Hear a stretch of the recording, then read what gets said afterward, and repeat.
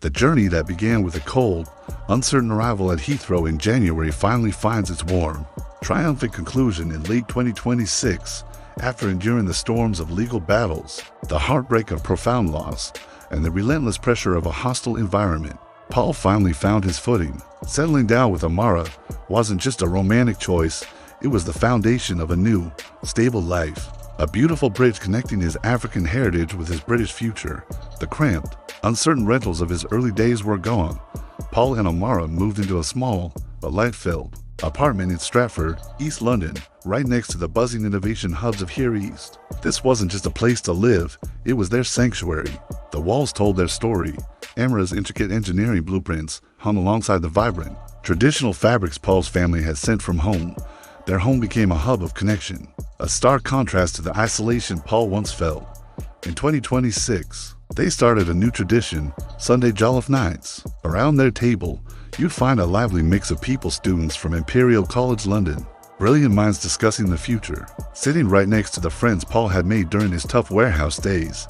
These nights were more than just about sharing delicious food, they were about breaking the cycle of loneliness, weaving a community from the threads of their shared lives. Professionally, the transformation was just as profound. With his global talent visa secured and the Bridge app gaining recognition, Paul was no longer working just for survival. He and Amara took a leap of faith and officially registered their company, A&P Global Tech. Their mission was clear: to pioneer renewable energy solutions and digital connectivity for migrant communities, turning their own experiences into tools for others. Their work didn't go unnoticed. By December 2026, they were recognized in the London Mayor's Entrepreneur Competition for their incredible social impact. The change in Paul was visible. The constant, hunched-over posture he developed, what he called the immigrant's crouch, was gone. He finally stopped looking over his shoulder. He replaced his old, disposable burner phone with a professional business line, and most symbolically, the GPS tag that once marked his ankle was replaced by a sophisticated watch, a gift from Amara, the day they signed the lease for their first office space. It was a testament to how far he'd come, from a man tracked by the system to a man marking his own time. The culmination of this new chapter arrived on a crisp Saturday in late 2026. Paul and Amara chose the historic Chelsea Old Town Hall for a small, intimate civil ceremony. It was a moment steeped in meaning. Paul wore a bespoke suit, impeccably tailored, but the fabric was sent by his family from Africa. It was a quiet, powerful tribute to the parent he had lost, a way to have them present on this momentous day. Amara was a vision, wearing a stunning gown that masterfully blended modern lace with traditional African fabrics, symbolizing their union of two worlds. The guest list itself was a beautiful mosaic of Paul's journey. Imperial College professors chatted warmly with the warehouse workers, who had been his first real family in the UK. It was a physical representation of the two worlds he had so successfully bridged. During the toast, Paul's voice was steady, filled with emotion. He spoke about how Amara didn't just help him survive the UK, she taught him how to belong to it. This wedding wasn't just a personal milestone, it was a launchpad for their shared legacy.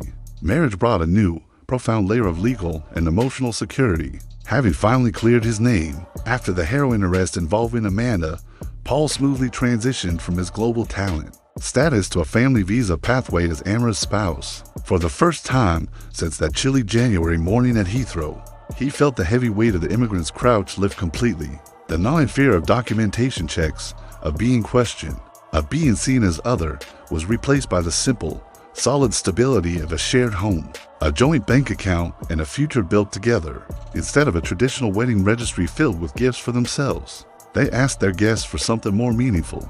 They requested donations to a new scholarship fund they created, the Bridge Foundation, dedicated to helping international students at Imperial College who face financial hardship, ensuring others wouldn't have to endure the struggles he had. They found their permanent home in Stratford, a place where the misty vapor of his own breath, one of his first lonely memories of London, was now replaced by the warm steam rising from a shared kettle in their kitchen and the sound of laughter from a man who was no longer a stranger in a strange land. As 2026 drew to a close, Paul and Amara stood on their balcony, overlooking the glittering London skyline. The city that once felt so cold, so vast and impenetrable, was now the backdrop to his greatest love and his greatest purpose. He had arrived as a man from Africa, a student, an immigrant just trying to survive. Now, He was a husband, an innovator, a leader, and a man who had finally, truly come home. They began planning their first joint trip to Africa. For Paul, it would be a return not as someone who had escaped, but as a proud son, a successful entrepreneur coming back with stories of triumph. And for Amara, it was a chance to finally see the land, the culture, and the people that had shaped the incredible man she loved. Paul's story had come full circle, proving that while systems can be hostile, the undeniable power of love, intelligence, and community can turn any stranger into a citizen of the world. Thank you so much for following this journey. If you found this story inspiring, please like, share, and subscribe for more content. We'll see you in the next one.